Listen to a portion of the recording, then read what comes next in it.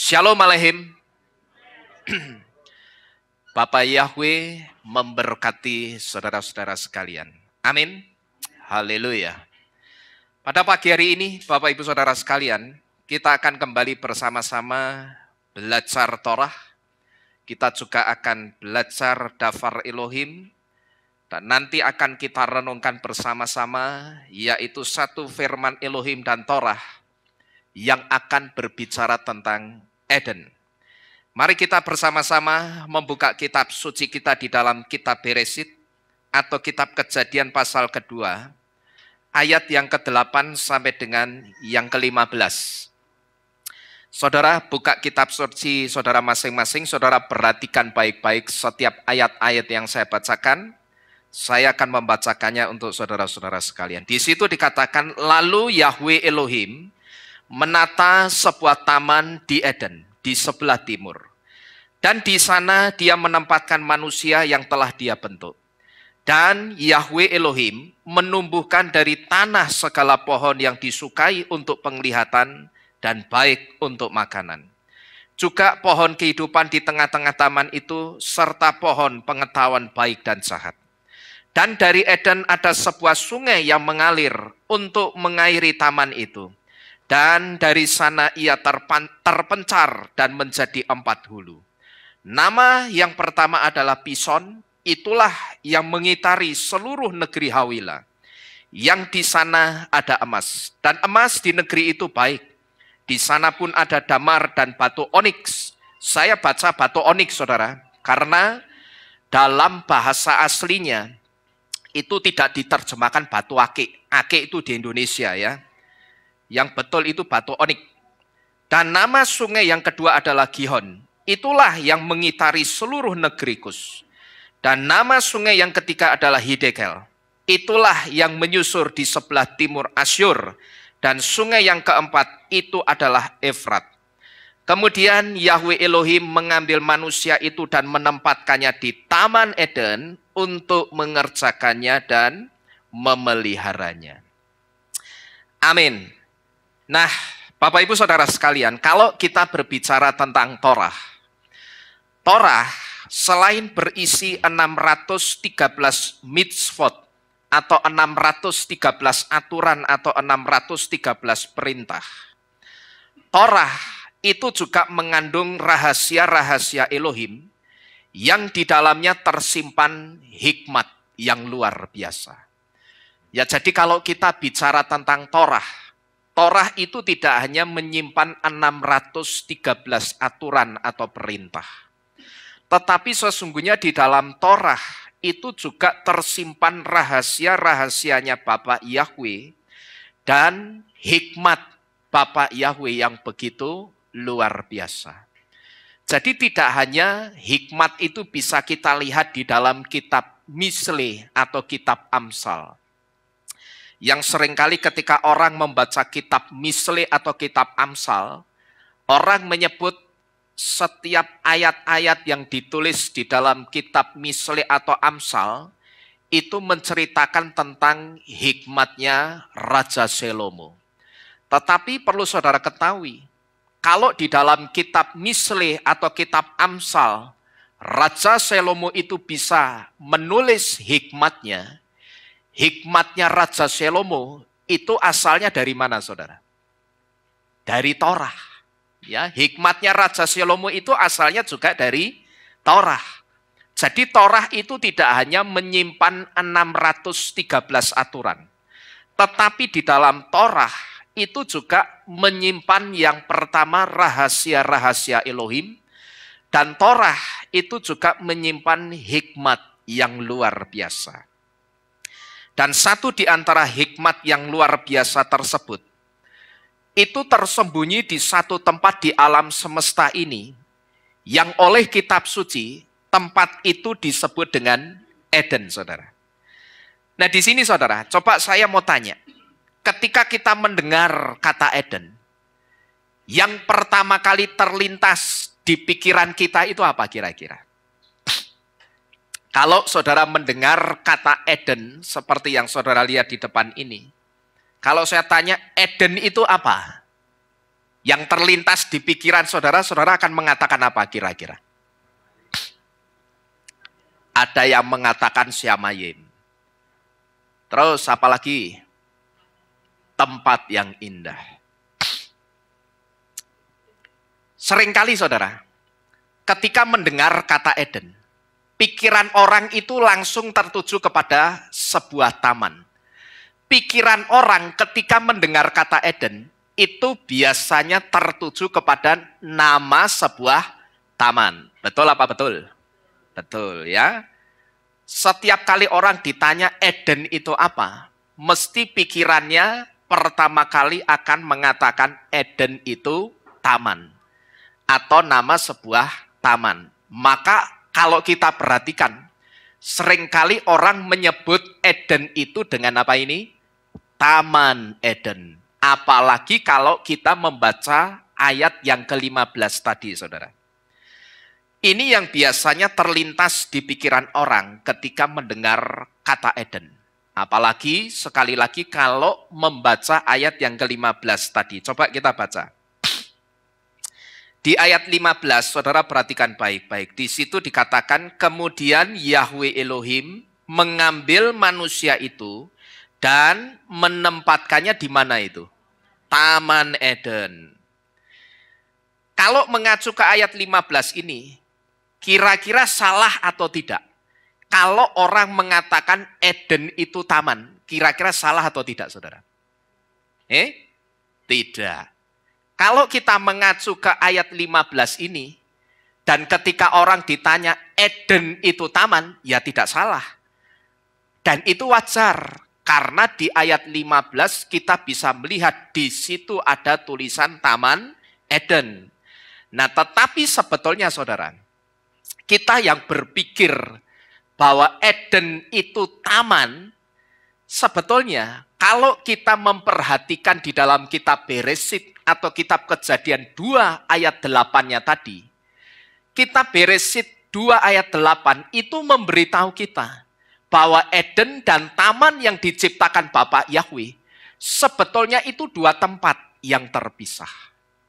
Coba saudara perhatikan di ayat 8. Itu ada kalimat begini, lalu Yahweh Elohim menata sebuah taman di Eden. Di mana? Di sebelah timur.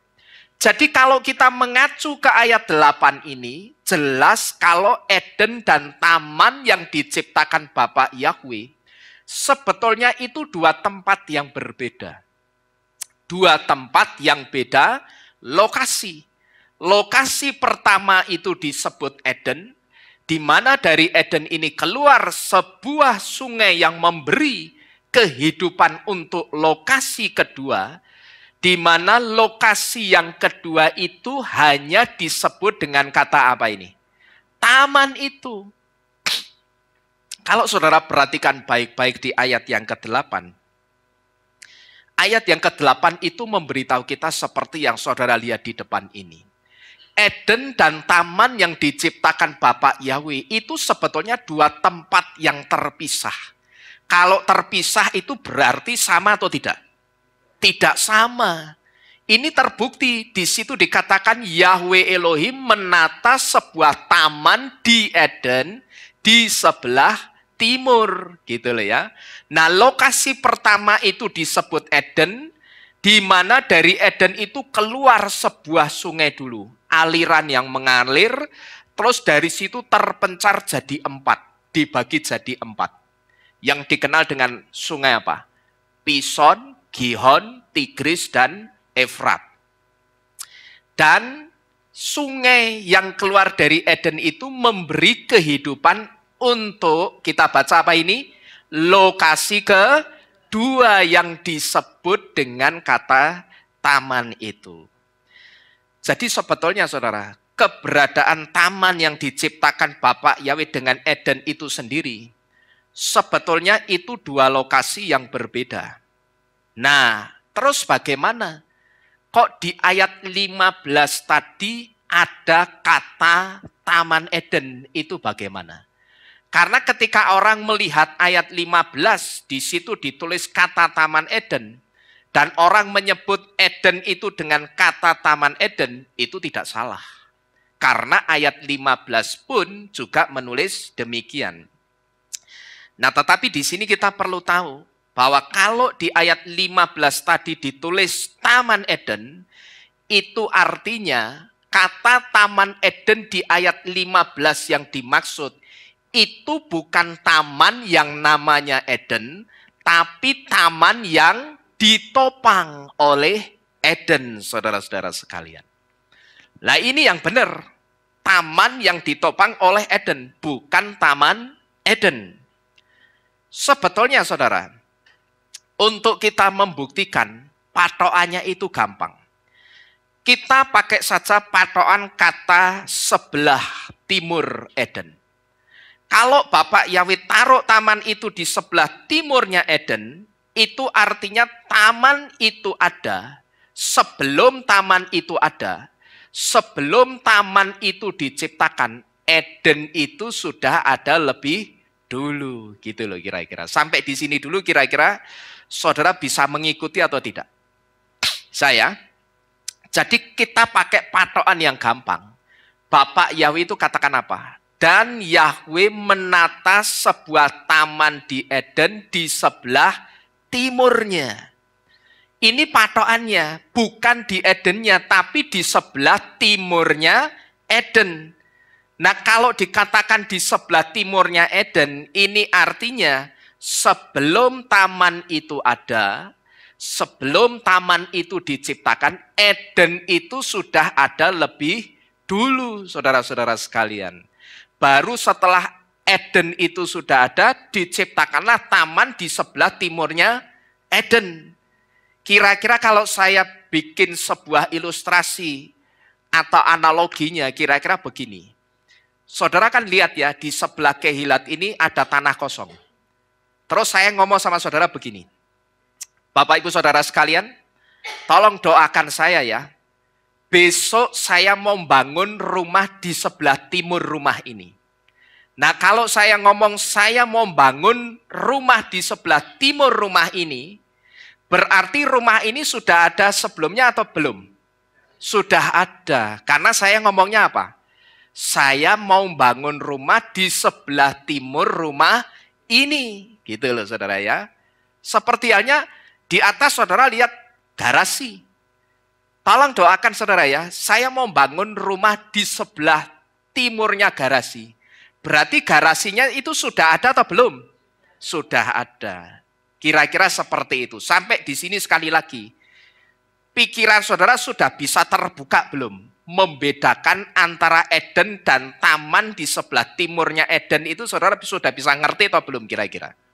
Sudah?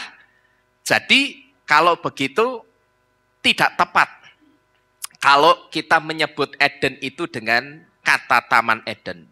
Eden ya Eden, taman ya sebut saja taman. Taman itu taman yang diciptakan Bapak Yahweh di sebelah timurnya Eden, bukan Taman Eden. Nah, keberadaan Eden yang memang sudah ada terlebih dahulu ini saudara. Sebelum taman itu ada, itu juga dibuktikan dengan kata dalam bahasa Ibrani untuk menyebut kata sebelah timur. Kata sebelah timur itu ditulis dengan kata Mikedem, yang juga berarti dari sebelumnya. Jadi kata Mikedem itu artinya memang sebelah timur. Kedem artinya timur. Ya, Mikedem sebelah timur. Tapi kalau kedem artinya apa?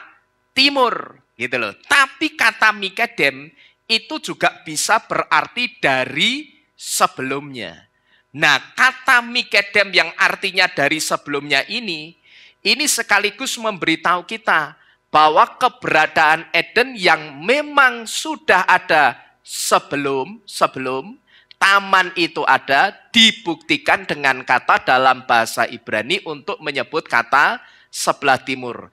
Saudara perhatikan yang saya lingkari kotak warna merah ini. Ini bacanya Mikedem. Mem, kof, dalet, mem, akhir. Dibaca ini, Mikedem. Mikedem itu artinya kedem ini, is.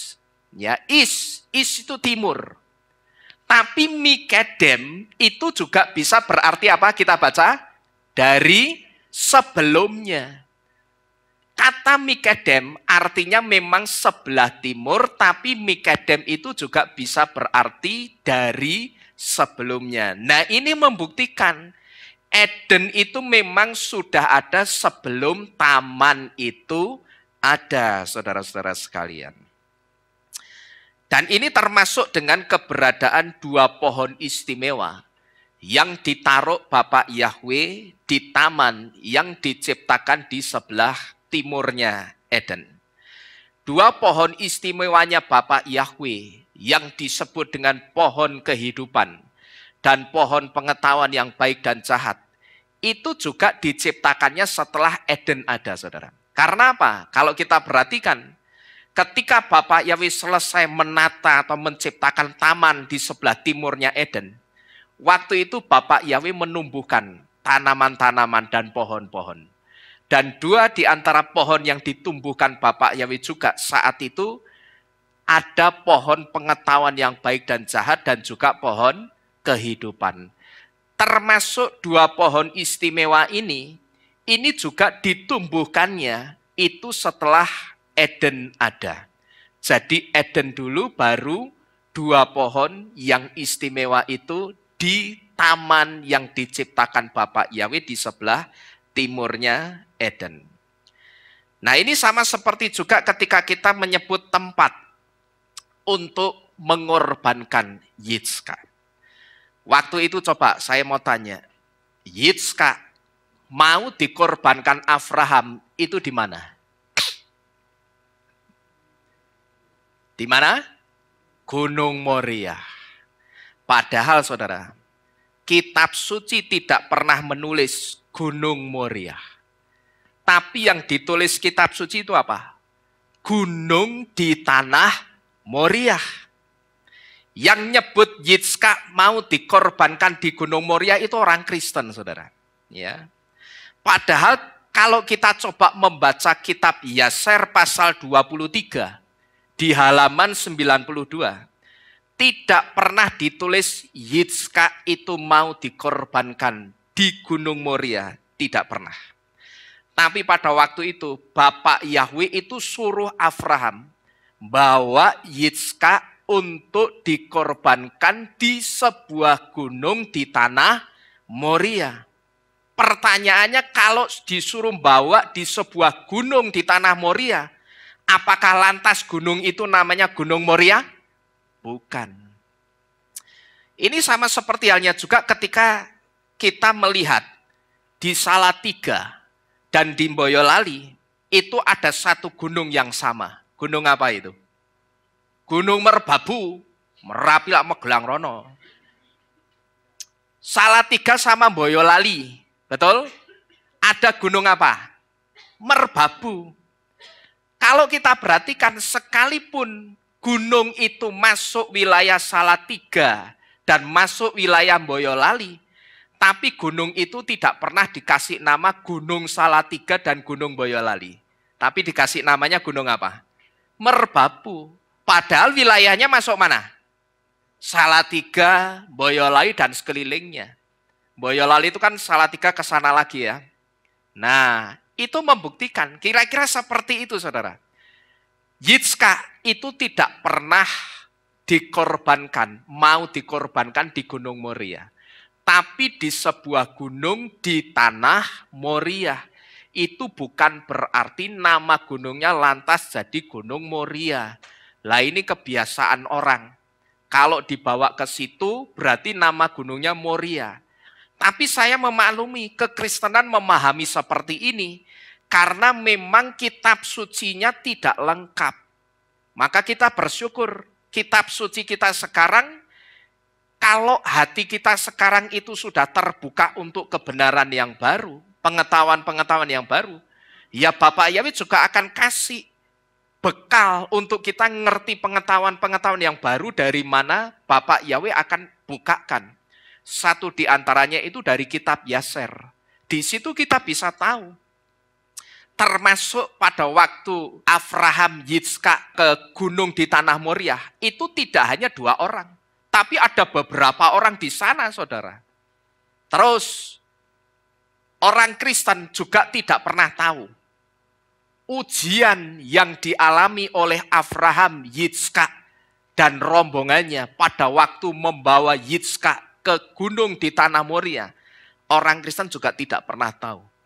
Orang Kristen ngertinya, Abraham sama Yitzhak berangkat dari rumah, terus tiba-tiba kisahnya sudah sampai di sebuah gunung di tanah Moriah, lalu di situ Yitzhak diikat, ditaruh di atas misbah persembahan, begitu mau ditusuk, disembelih sama Abraham, di situ malaikat Yahweh diutus untuk melarang Abraham membunuh Yitzhak. Nah, itu yang diketahui kekristenan cuma sampai di situ. Tapi kalau kita membaca kitab Yaser, ternyata perjalanan ketaatannya Abraham itu tidak semulus yang kita bayangkan. Yang tiba-tiba dari rumah, terus ujuk-ujuk sampai di gunung. Lalu di situ Yitzhak diikat, lalu mau disembelih. Tidak, saudara. Tapi dalam perjalanannya, itu penuh dengan drama. Yitzhak dan Abraham itu diuji dulu. Kamu yang mau mengorbankan anakmu, nek tak uji, itu kira-kira masih tetap berangkat atau tidak? Atau jangan-jangan kamu akan berkata, oh, ujian ini artinya Bapak Yahweh tidak mengizinkan. Ujiannya apa? Yang pertama, si Abrahamnya itu dibujuk sama setan yang menyaru sebagai seorang tua yang nampak bijaksana. Diomongi, Abraham, kamu yakin kamu mau korbankan Yitzhak di gunung itu? Bukankah ini anak yang kamu tunggu berpuluh-puluh tahun? Tapi kenapa sekarang Yahweh sudah kasih kamu anak ini, terus kamu mau korbankan? Lah yang nyuruh kan Yahweh. Abrahamnya ngomong begitu.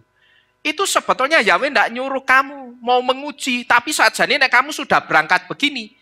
Sebetulnya kamu itu sudah lolos ujian. Wes balik weh. Ora usah dibeleh Yitzhak. Tapi saat itu Abraham, dia memandang kepada Bapak Yahweh.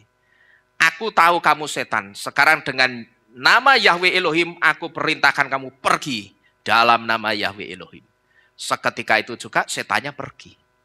Tapi setannya tidak menyerah. Dia nyamar jadi seorang anak muda yang wajahnya tampan dan rupawan. Giliran si Yitzhaknya yang dibisiki macam-macam. Yitzhak, kamu ngerti? Sebetulnya yang mau dikorbankan di gunung nanti itu bukan domba, tapi kamu. Oh tidak, bapakku bilang, di gunung sana sudah disediakan seekor domba yang akan jadi korbannya. Oh bukan. Coba kamu pikir, kalau memang mau mengorbankan, dari rumah ya harusnya sudah bawa kambing dulu atau bawa domba dulu. Dikorbankan di sana. Tapi kamu bawa enggak itu domba? Enggak bawa toh? Ngerti enggak? Sebetulnya yang jadi dombanya itu kamu. Yitzhaknya tanya sama Abraham, betulkah Bapak? Bukan. Dia adalah setan. Pandanglah matamu ke depan kepada Yahweh. Seketika itu juga setannya dihardik pergi, saudara. Nah, yang ketiga, bujuk Abraham tidak bisa, bujuk Yitzhak tidak bisa. Semua rombongannya Abraham dan Yitzhak itu dicegat pakai sungai besar yang arusnya deras. Abraham itu sempat masuk ke sungai besar itu yang arusnya sangat deras sampai sebatas leher manusia.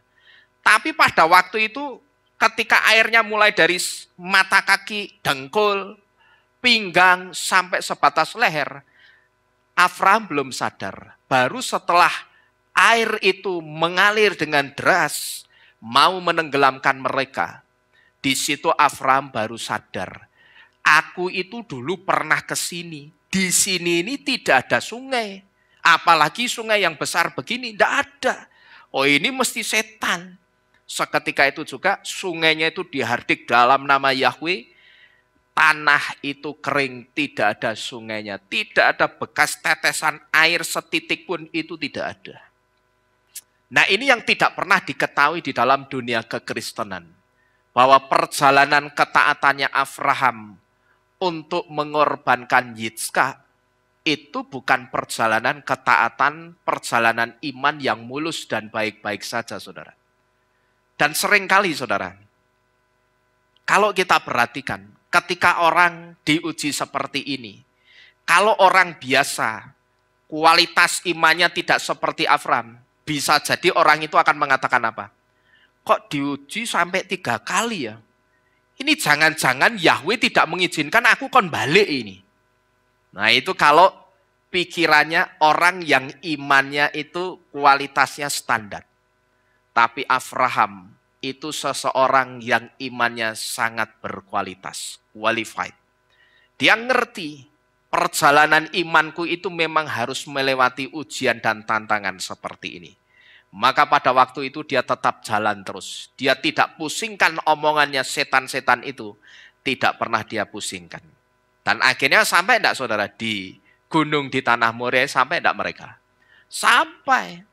Dan betul, ternyata di atas gunung itu sudah disediakan seekor domba yang, apa nek ngarani ini? Tanduknya itu tersangkut semak belukar. Itulah yang akan jadi korbannya sebagai gantinya Yitzhak. Sebetulnya Bapak Yahweh itu ngerti. Begitu Abraham itu berangkat saja, Abraham itu sudah taat gitu loh. Tapi Bapak Yahweh pengen ngerti sampai sejauh mana ketaatannya ketika dia diuji. Apakah dia akan mundur dan meninggalkan Tuhan? Ternyata tidak. Tetapi pada waktu itu Abraham tetap maju dan dia sampai di satu gunung di tanah Moria. Jadi harus kita betulkan dulu, saudara, penyebutannya. Karena selama penyebutannya tidak dibetulkan dulu, kita itu tidak akan pernah tahu rahasia dan hikmatnya Bapak Yahweh seperti apa dan ada di mana. Kita tidak akan pernah tahu hikmatnya seperti apa dan ada di mana. Saudara perhatikan baik-baik. Bapak Yahweh kalau ngomong itu selalu detail. Setiap kata atau kalimat yang dia ucapkan itu selalu detail. Bahkan di setiap susunan huruf-huruf Ibrani dari setiap kata yang dia ucapkan itu juga detail, saudara, susunan hurufnya. Saya ingat dulu saya pernah membaca satu kata dalam bahasa Ibrani. Yang saya sebut kata itu tidak lazim cara penulisannya. Kata itu, di tengah-tengah kata itu, ketika kata itu ditulis pakai huruf Ibrani seperti ini. Ya, pakai huruf Ibrani seperti ini. Ada huruf mem akhir. Huruf mem akhir itu, mana ya? Nah ini huruf mem akhir nih loh. Miom, lah ini mem. Huruf mem akhir itu harusnya ada di akhir seperti ini. Tapi di kata yang saya baca, cuman saya lupa kata-katanya itu apa. Huruf mem akhir itu ditaruh di tengah-tengah, saudara. Ya, misalkan saya mau nulis kata mamah pakai huruf Ibrani, hurufnya itu mem ayin he. Harusnya di mem yang kedua di tengah, di suku kata yang dibaca mah, memnya itu harusnya pakai mem yang seperti ini. Ya, bukan mem yang seperti ini. Tapi mem yang di tengah untuk suku kata yang dibaca mah, memnya itu pakai ini, saudara. Nah, ini tidak lazim. Seharusnya dalam tanda kutip tidak boleh. Tapi pertanyaannya, apakah ini salah penulisan? Tidak. Bukan salah penulisan, tapi memang ada maksudnya Bapak Yahweh di situ. Nah, termasuk soal satu tempat yang namanya Eden. Kenapa Bapak Yahweh menciptakan Eden? Pasti juga ada maksudnya. Nah, lalu pertanyaannya sekarang, saudara, sebetulnya ada apa di Eden ini? Nah, saudara-saudara sekalian, seorang Rabi Yehudi yang bernama Rabi Menahem Mendel Schneerson memberitahu sesuatu yang berkaitan dengan Eden ini. bahwa tujuan akhir dari seluruh perjalanan kehidupan rohani manusia sampai dia mati, tujuan akhirnya itu bukanlah kembali ke taman itu. Kalau dikatakan bukan kembali ke taman itu, berarti ke taman yang di sebelah timurnya Eden atau Edennya, saudara? Di sebelah timurnya Eden. Tapi kembali ke tempat yang melampaui taman itu, yaitu Eden. Yang namanya melampaui itu berarti melewati taman yang di sebelah timur itu, yaitu harus masuk ke Eden. Tujuan akhir dari seluruh perjalanan kehidupan rohani seorang manusia sampai dia mati, dari dia lahir sampai dia mati, sebetulnya itu tidak boleh kembali ke taman itu, tapi ke tempat yang melampaui taman itu, yaitu Eden. Karena apa? Karena Eden itu tempat yang sangat menyenangkan. Eden itu tempat yang memberikan kenikmatan dan sukacita untuk setiap ruah atau rohnya manusia.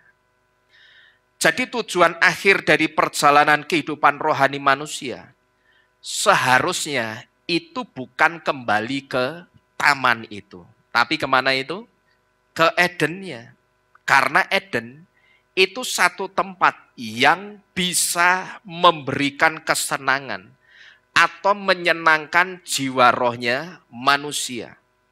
Satu tempat yang bisa memberikan kesejukan untuk jiwa rohnya manusia.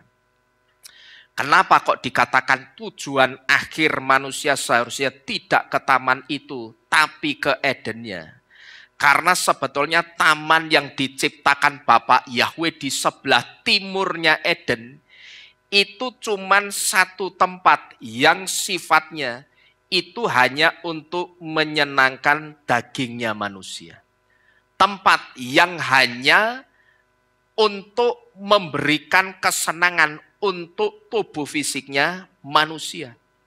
Taman yang diciptakan Bapak Yahweh di sebelah timurnya Eden itu bukan tempat yang bisa memberikan kesenangan dan sukacita untuk jiwa rohnya manusia. Bukan, saudara. Tapi hanya untuk kesenangan tubuh fisiknya atau jasmaninya atau dagingnya manusia. Itulah taman yang diciptakan Bapak Yahweh di sebelah timurnya Eden. Coba kita baca pasal 9 tadi. Untuk membuktikan bahwa taman itu sebetulnya bukan taman yang diciptakan Bapak Yahweh untuk memberikan kesenangan untuk jiwa rohnya manusia. Saudara perhatikan di ayat 9, di situ dikatakan, dan Yahweh Elohim menumbuhkan dari tanah segala pohon yang disukai untuk apa itu? Penglihatan dan baik untuk makanan. Nah, sekarang coba saudara perhatikan kalimat Elohim menumbuhkan pohon yang disukai untuk penglihatan dan baik untuk makanan. Kalau diciptakannya baik untuk penglihatan dan makanan, berarti fungsi taman di sebelah timurnya Eden, fungsinya itu cuman untuk memenuhi segala sesuatu yang dibutuhkan dagingnya manusia, gitu loh. Fungsinya taman itu cuman untuk memenuhi segala sesuatu yang dibutuhkan tubuh fisiknya manusia. Maka ditumbuhkanlah pohon-pohon yang buahnya itu bisa dimakan. Setelah makan, manusia senang. Nek sudah makan apa biasanya? Kenyang, sudah. Senang. Ya toh? Senang, tapi yang senang apanya itu? Ya dagingnya, cuman dagingnya. Artinya taman yang diciptakan Bapak Yahweh di sebelah timurnya Eden, itu sebetulnya cuman satu tempat yang hanya untuk memberi kenikmatan atau kesenangan sekejap mata saja. Karena apa? Sifat kesenangan dan sukacitanya itu tidak kekal. Buktinya apa? Begitu makanan yang masuk itu sudah diolah di dalam perut dan keluar dalam bentuk kotoran, manusianya akan apa lagi? Lapar lagi. Lapar lagi terus apa lagi? Ambil buahnya lagi, makan lagi. Senang enggak fisiknya, saudara? Seneng. Ya toh, buktinya apa? Anteng. Orang kalau sudah makan anteng, ya kan? Saya ingat juga dulu waktu saya nganter istri saya belanja kain di perempatan apa itu Wahid Hasim, nek ngarani apa daerah situ itu? Keranggan, Jangkrik itu ya. Ada sopir angkot Daihatsu sama sopir material ribut di perempatan, gegeran sekitar jam setengah 12 siang. Saya tak perhatikan dari depan toko jangkrik, geger ribut padu begitu. Nah terus sebelah saya ini jawil saya begini, saya enggak kenal. Pak, itu kalau perutnya kenyang, enggak akan seperti itu. Ya toh? Nah ini membuktikan taman yang ada di sebelah timurnya Eden itu sebetulnya satu taman atau tempat yang sifatnya hanya memberikan kenikmatan atau kesenangan untuk dagingnya atau tubuh fisik manusia gitu loh saudara. Tapi sekali lagi, kesenangan atau kenikmatan itu sifatnya kekal atau sementara. Sementara, cuman sekejap mata saja. Begitu makanannya diolah di dalam perut, dicerna, keluar jadi kotoran, manusia akan lapar lagi. Dan dia akan makan buah-buahan yang ada di taman itu lagi. Demikian seterusnya saudara, sirkulasinya. Jadi kalau diciptakannya baik untuk penglihatan dan makanan, ini jelas. Fungsinya taman itu cuman untuk kenikmatan tubuh fisiknya atau dagingnya manusia. Bukan untuk kesenangan rohnya manusia, gitu loh. Sedangkan untuk bisa sampai kepada kesenangan dan sukacita roh, Rabbi Mendel Schneerson ini memberitahu, manusia itu tidak hanya bisa ada, tidak boleh hanya ada di taman itu, tapi harus melampaui taman itu. Melewati taman itu, yaitu masuk ke mananya? Masuk ke Edennya. Tadi saudara, saya banyak menyebut kata kesenangan atau menyenangkan. Ya, tadi saya sebut kata-kata apa tadi? Kalau diciptakannya hanya baik untuk penglihatan dan makanan, berarti itu sifatnya taman atau tempat itu hanya tempat untuk kesenangan dagingnya manusia. Saudara perhatikan baik-baik kata kesenangan yang saya ucapkan. Kalau kita berbicara tentang sesuatu yang menyenangkan, saudara, kata menyenangkan atau yang dalam bahasa Inggris ditulis dengan kata delightful, dalam bahasa Ibrani, kata menyenangkan ini ditulis dengan kata onek. Dan onek itu ditulis dengan 3 huruf Ibrani seperti ini, yaitu huruf ayin, nun, dan gimel. Kata onek sebetulnya adalah akronim dari kata Eden, akronim dari kata Nahor yang artinya river atau sungai, dan onek itu juga akronim dari kata gan yang artinya garden atau taman. Yang dimaksud akronim itu begini saudara. Kalau saudara perhatikan ketika saya berdoa, pas hari Sabat kita mendoakan orang-orang Israel. Seringkali saya berdoanya bagaimana? Janganlah engkau takut hei Israel. Karena Yahweh adalah Shomer Daltot Yisrael. Yahweh penjaga pintu Yisrael. Pertanyaannya orang-orang Israel sampai dapat kata Shomer Daltot Yisrael itu dari mana? Itu dari kata Shaddai yang diakronimkan huruf-huruf Ibraninya yang menyusun kata Shaddai. Kata Shaddai itu disusun dari 3 huruf Ibrani. Sin, Dalet, Yod. Nah sama orang-orang Yehudi, orang-orang Israel, Sin, Dalet, Yod ini diimani, diakronimkan menjadi kata apa? Sinnya Shomer, Daletnya Daltot, Yodnya Yisrael. Artinya apa tadi? Penjaga pintu Yisrael. Gitu loh. Sedangkan Sin, Dalet, Yod itu kalau dibaca apa? Shaddai. Ini artinya sang penjaga pintu Yisrael adalah Yahweh El Shaddai, Yahweh yang maha kuasa. Nah, yang dimaksud akronim itu kira-kira seperti itu. Paham saudara? Paham ya? Yang dimaksud akronim kira-kira seperti itu. Onek itu juga seperti itu. Onek itu sebetulnya akronim dari 3 kata, yaitu Eden, Nahor, dan Gan. Kita lihat, Onek itu disusun dari 3 huruf Ibrani, Ayin, Nun, dan Gimel. Sedangkan Onek itu sebetulnya akronim dari kata Eden, Nahor, dan Gan. Di mana kita bisa melihat? Kita lihat huruf Ayin, ini akronim dari kata Eden, lalu huruf Nunnya kata Nahor, dan Gimelnya adalah kata Gan. Jadi Onek itu sebetulnya akronim dari 3 kata yang saudara lihat di depan ini. Eden, Nahor yang artinya river atau sungai, dan Gan yang artinya taman. Nah, pengakroniman kata Onek ini saudara, ini sebetulnya sedang memberitahu kita satu hal.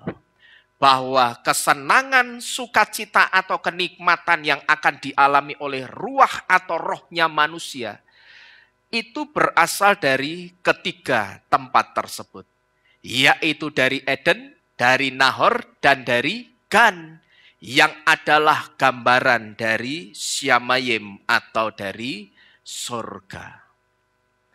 Di mana di Syamayim nanti saudara, jiwa roh kita itu akan dibawa ke satu tempat yang saya sebut dengan tamannya Elohim, yaitu satu taman yang oleh kitab Tehillim atau kitab Mazmur 23 ayat 2 katakan, taman itu berumput hijau.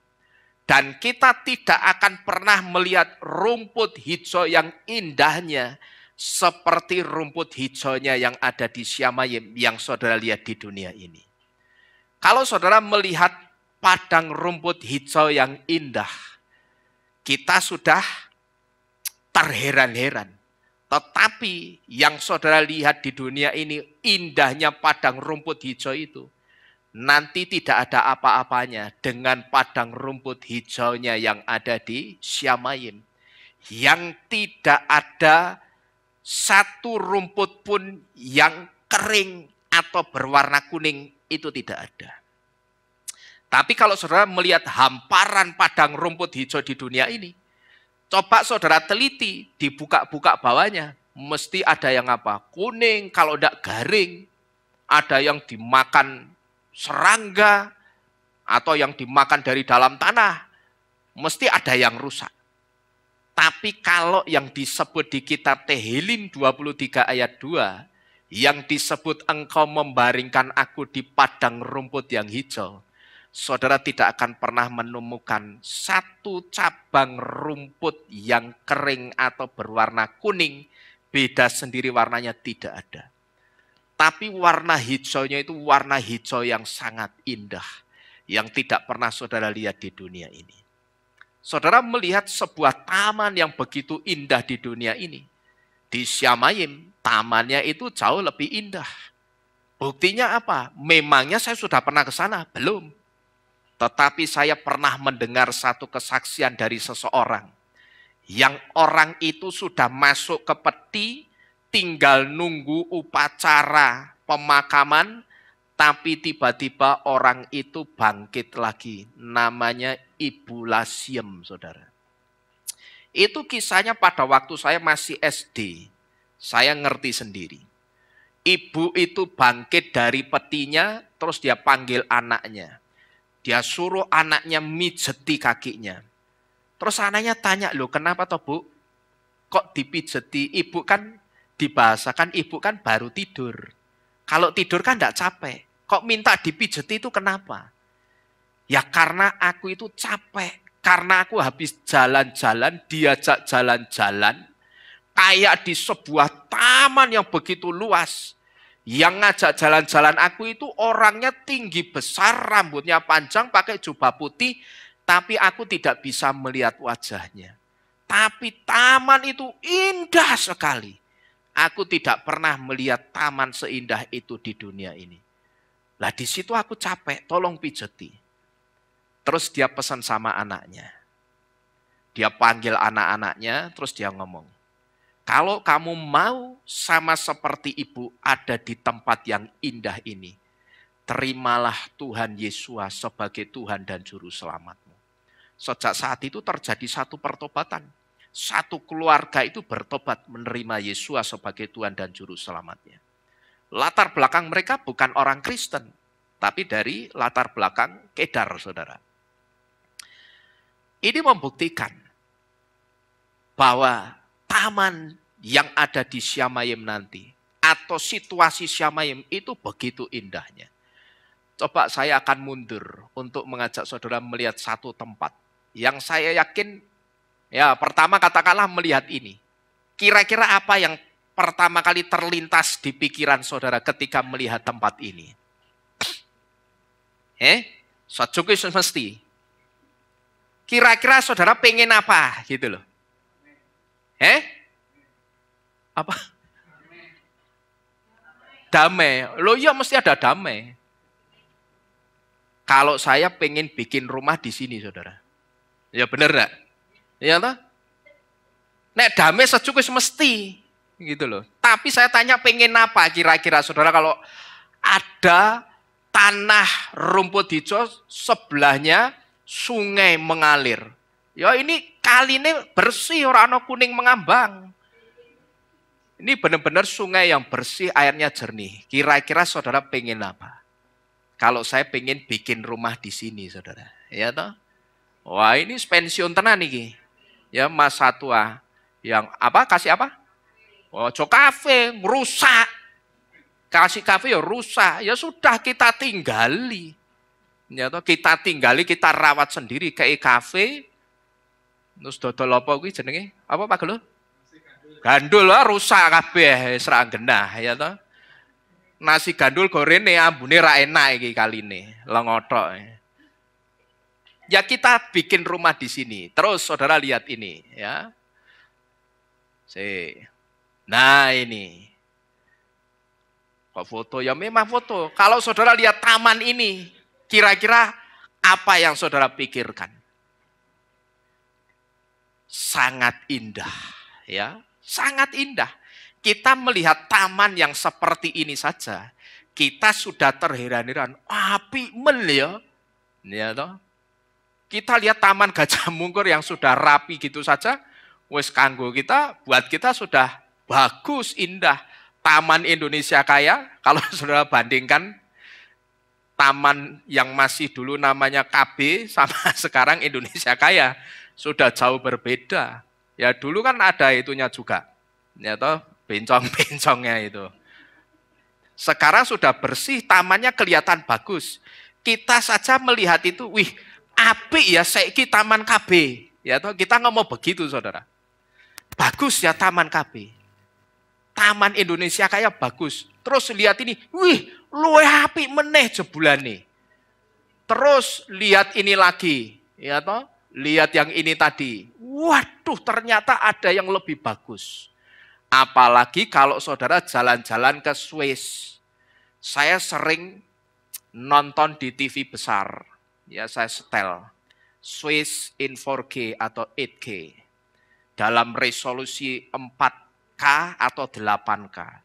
Saya setel video tentang orang jalan-jalan di Swiss yang tidak ada suaranya itu ya. Wah, begitu indahnya kota Swiss itu. Rasanya pengen ke sana.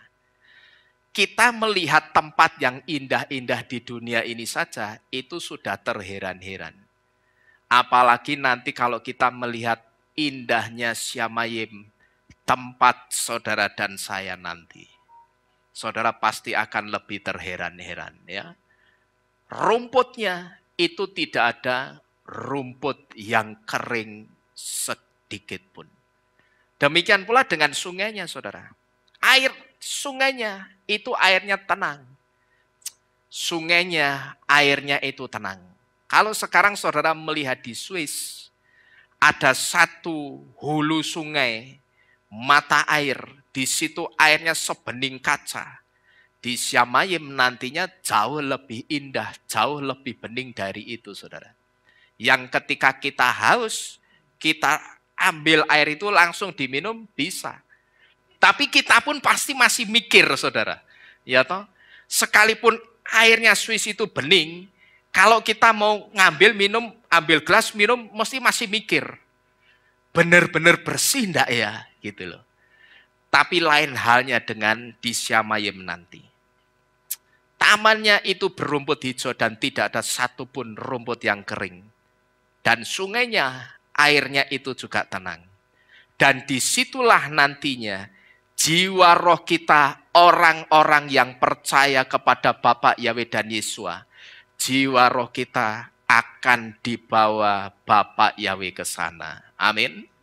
Disitulah tempat kita nantinya, Bapak Ibu Saudara sekalian. Jadi ini tentang Eden dan taman yang diciptakan Bapa Yahweh di sebelah timurnya Eden. Sekarang kita tahu, ternyata taman itu dan Eden sama atau tidak? Tidak sama. Kalau tidak sama ya jangan kita nyebut lagi Taman Eden, Taman Eden. Sebut saja Eden ya Eden. Taman ya bilang saja taman yang diciptakan Bapa Yahweh di sebelah timur. Sama seperti halnya juga, terkadang saya perhatikan begini saudara. Ada orang yang mengajarkan dengan bahasa Ibrani kata lev. Terus diartikan lev itu hati. Dalam hati saya, ini goyim-goyim ini kok begini ya? Ini goyim yang merusak tatanan bahasa Ibrani itu ya seperti ini. Gitu loh. Lev itu ya harus diterjemahkan letterless jantung. Heart. Tidak boleh diterjemahkan liver, jadi hati. Tidak boleh. Karena liver atau hati itu sudah ada bahasa Ibraninya sendiri, kafet. Kafet itu artinya liver atau hati. Kalau lev, heart, jantung. Kalau orang belajar anatomi tubuh manusia dari perspektif Ibrani, orang akan ngerti. Bapa Yahweh ciptakan jantung, hati, ginjal, paru-paru, dan sebagainya. Itu punya fungsinya sendiri-sendiri. Kalau lev diterjemahkan hati, ini namanya merusak tatanan bahasa Ibrani. Nah seringkali saya perhatikan pengajar-pengajar goyim yang coba mengadopsi akar Ibrani, ngajarnya itu ngawur. Dan selalu yang dikatakan apa? Tidak apa-apa, yang penting hati kita. Tapi kalau saya suruh makan sandal, hatinya tak suruh ngomong, bayangkan di hatimu ayam goreng mau enggak kira-kira? Enggak mau. Ora apa-apa. Itu ayam goreng, raketang sing dicokot sandal. Mau atau enggak kira-kira orang saudara? Enggak mau. Gitu loh. Ya tuh seringkali orang mengatakan yang penting hatinya. Padahal kalau tak kasih sandal tak goreng, panganen, terus hatimu ngomong, itu ayam goreng. Bisa enggak kira-kira orang itu makan? Enggak bisa. Tapi saya perhatikan banyak pengajar-pengajar goyim yang mengadopsi pola Ibrani, ngaca-ngaca. Lah ini ngerusak. Nah orang itu mau ngerti kebenaran dari mana? Kalau mereka mengatakan seringkali kita harus kembali ke akar Ibrani, tapi pengajaran bahasa Ibraninya diacak-acak. Ya enggak bisa. Orang malah semakin tenggelam dalam kesalahan. Gitu loh. Dari perkara sederhana, kecil saja, penyebutan kata lev diartikan hati, itu sudah salah kaprah, tidak boleh dilakukan. Karena kalau kita belajar anatomi tubuh dari perspektif Ibrani, kita akan tahu fungsinya jantung itu apa, fungsinya hati itu apa. Terus filosofinya jantung apa, filosofinya hati dari Bapa Yahweh itu diciptakan sebagai apa, itu sudah ada bagiannya sendiri-sendiri, saudara. Nah demikian pula dengan kata Eden ini. Kita yang sudah ngerti kebenaran, nek nyebut Eden ya sudah Eden saja. Jangan kata Taman Eden. Coba kita mulai dari diri kita sendiri, gitu loh. Dari kita yang kecil, yang sedikit ini, kita mulai nanti lama-lama, kebenaran yang sesungguhnya itu akan diterima banyak orang. Tapi kalau dari kita tidak mulai-mulai, kita Selalu pakai alasan yang penting hati kita, yang penting hatinya ya sudah. Sampai kapanpun kebenaran itu tidak akan pernah kelihatan wujud aslinya. Tapi selalu kebenaran yang disamarkan. Dan itulah yang menyesatkan banyak orang selama ini, saudara. Jadi jangan kita model orang yang seperti itu. Di sini saudara betul-betul sungguh-sungguh diajar dalam akar Ibrani. Saya selalu belajar akar Ibrani itu sungguh-sungguh. Supaya saudara ngerti maksudnya Bapak Yahweh ngomong seperti ini, seperti itu. Maksud sesungguhnya apa itu ngerti yang sebenarnya. Bukan maksud yang kiasan. Tidak bisa. Kita itu hanya mengerti maksud yang kiasan. Maka kalau orang ngertinya cuma maksud kiasan, saudara perhatikan. Ketika orang ditanya seperti kitab Matius itu katakan, bukan orang yang berseru-seru, Tuhan-Tuhan yang akan masuk ke dalam kerajaan sorga, tapi yang melakukan kehendak Bapakku yang akan masuk. Begitu ditanya kehendak Tuhan apa? Berbuat baik. Saling mengasihi, tolong menolong, tidak menyakiti orang lain. Saya katakan betul, tapi itu bukan kehendak yang menyelamatkan. Pertanyaannya kenapa orang seringkali ngertinya kehendak Tuhan itu cuma berbuat baik, saling mengasihi, tolong menolong, kenapa? Ya karena seringkali kehendaknya Bapak Yahweh itu dikiaskan gitu loh. Dikiaskan, yang penting hatinya. Itulah sumber penyesatan itu ya dari situ. Jadi sebetulnya selain penyesatan itu datang dari setan, ternyata penyesatan itu juga datang dari pemimpin-pemimpin gereja yang seringkali mengkiaskan makna yang sesungguhnya dari ucapan Bapak Yahweh atau ucapan Tuhan gitu loh. Dikiaskan, yang penting hatinya. Tidak bisa, saudara. Kita tidak bisa seperti itu. Karena Bapak Yahweh Tuhan yang kita sembah, itu tegas. Aturannya itu selalu letterless. Gitu loh. Tidak boleh ini ya tidak boleh. Jangan dikiaskan. Jangan, yang penting hati kita. Tidak bisa. Kalau Bapak Yahweh, hati, pikiran, ucapan itu mesti apa? Sinkron. Gitu loh. Mesti sinkron. Maka banyak orang yang berdoa tapi doanya itu tidak pernah terkabulkan, tidak pernah terjadi. Tidak pernah ketemu golnya, tidak bisa nembus alam mujizatnya Bapak Yahweh. Itu karena apa? Antara mulutnya yang berdoa, hatinya, pikirannya tidak sinkron, alias apa? Alias kayak Faris itu loh, selewah. Ngerti saudara? Yang diucapkan sama yang dipikirkan tidak sinkron, ngerti? Mulutnya ngomong percaya, tetapi hatinya tidak percaya. Hatinya khawatir gitu loh.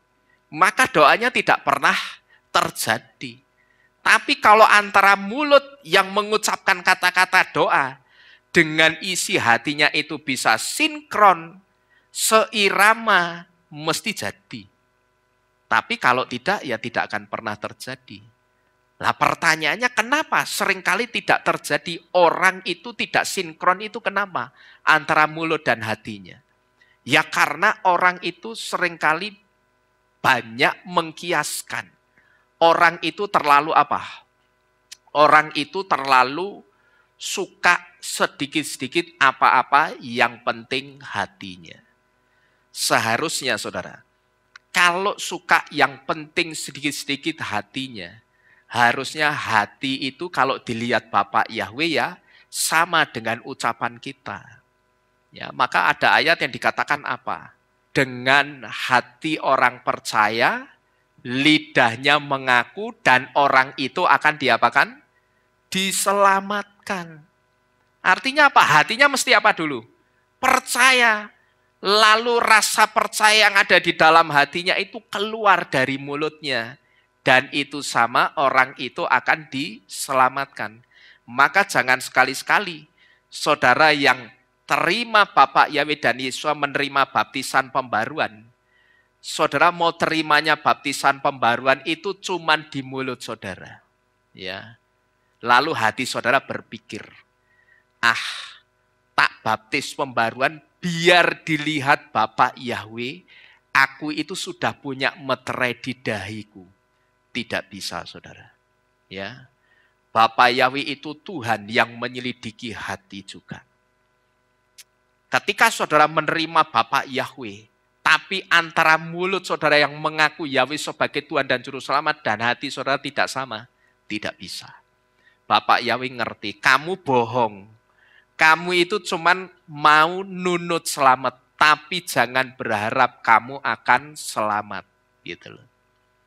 Maka ketika saya membaptis pembaruan siapapun, selalu saya tanya, kamu sungguh-sungguh atau tidak? Sama Bapak Yahweh Yesua itu sungguh-sungguh atau tidak? Kalau sungguh-sungguh kamu mesti meninggalkan Tuhanmu yang lama itu mesti ditinggal.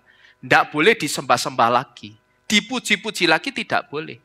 Lah kamu sungguh-sungguh atau enggak? Kalau enggak sungguh-sungguh rasa baptis sih. Kalau ngapusi Bapak Yahweh bohong, malah baptisan itu bisa justru berubah jadi malapetaka, saudara. Karena apa? Kita dideteksi Bapak Yahweh tidak sinkron penerimaan kita kepada Bapak Yahweh dan Yesua. Kan orang kalau mau baptis pembaruan diapakan dulu? Diajak omong. Ya, diajak yang pertama biasanya kalau saya menyangkali Tuhan yang lama. Setelah menyangkali, lalu saya pimpin tuntun orang itu berdoa. Bapak Yahweh, sekarang terimalah saya sebagai anakmu yang engkau kasihi. Memerintahlah sebagai Tuhan dan Raja di dalam kehidupanku sampai selama-lamanya. Nah, ketika orang mengucapkan terimalah saya sebagai anakmu, memerintahlah di dalam kehidupan saya sebagai Tuhan dan Raja sampai selama-lamanya.